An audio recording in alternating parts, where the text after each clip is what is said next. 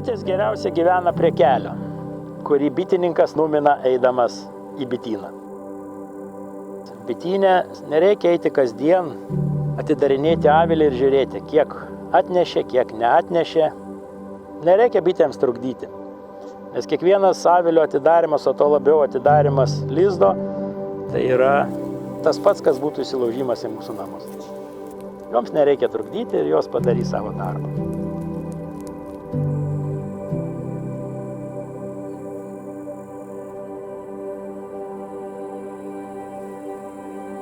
Kai buvau vaikas, labai bijojau bičių, jos labai skaudžiai kando ir aš sakiau, kad niekada nedraugausiu su bitėmis. Tos patirties nebuvo, buvo tiek, kiek mačiau, kiek mama bitininkauja, kiek teta, bet pamažu. Ir bitės priprato prie manęs ir aš prie jų. Ir dabar draugaujam ir kartais galvoju, kad ar jos visiškai nepyktas, kad jos visiškai nekanda. Jos pasako, kas gerai, kas blogai. Jeigu negerai, jos tikrai pasako ir pasako kartais taip, kad net neik į bityną.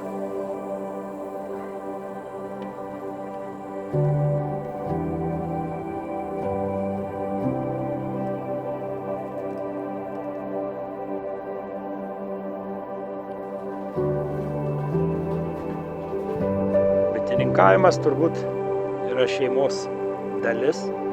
Ir pirmosios bitės mūsų šeimoje atsirado tada, kada tėvų draugai vestuvių progą padovanojo bičių avilį, bičių šeimą. Ir nuo tada bitės mūsų šeimoje visada buvo.